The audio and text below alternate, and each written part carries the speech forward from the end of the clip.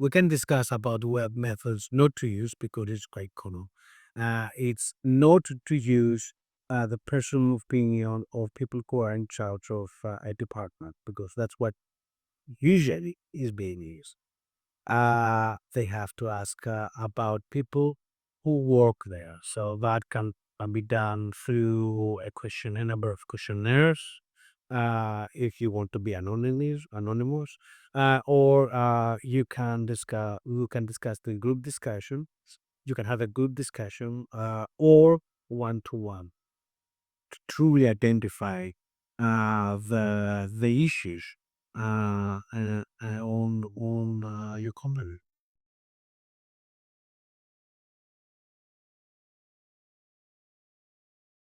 Well, first, you have to understand exactly what is a barrier or what is an inclusion, the terminology.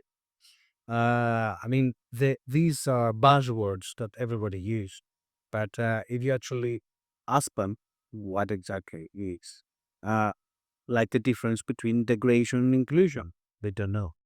So through trainings, first you can understand the terminology. Through assessing, you can understand the impact, and so on.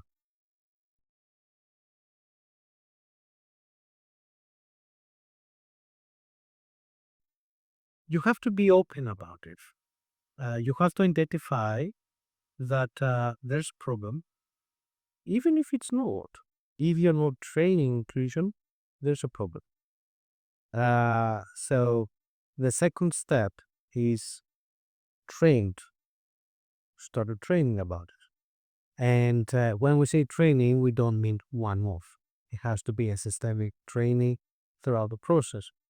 Uh, After that, you have to say that you have to collect the feedback on that training, and eventually you have to discuss the results. If you're not open about it, it is something that only the head of the company is discussing. They're just going to stay on the drawer, and the whole thing didn't have any effect.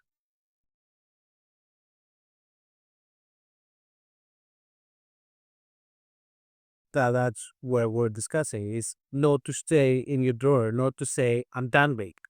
Uh, if uh, if it's a checkbox, if it's a checklist, if it's something to put on your website that you were inclusive trained, then you actually didn't do anything. The day that a company says we're inclusive company, that's the day they stop being inclusive company.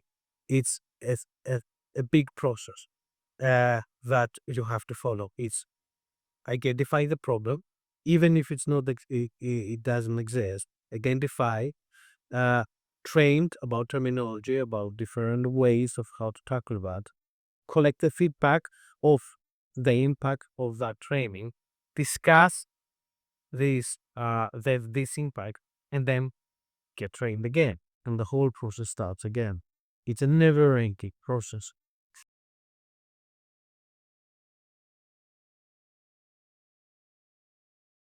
A quite common problem. Many people don't believe in inclusion, or they don't believe there's a problem, or they don't believe on minorities, so they don't believe that everybody should have the same chance on world. They like a toxic environment at the end of the day. These people exist.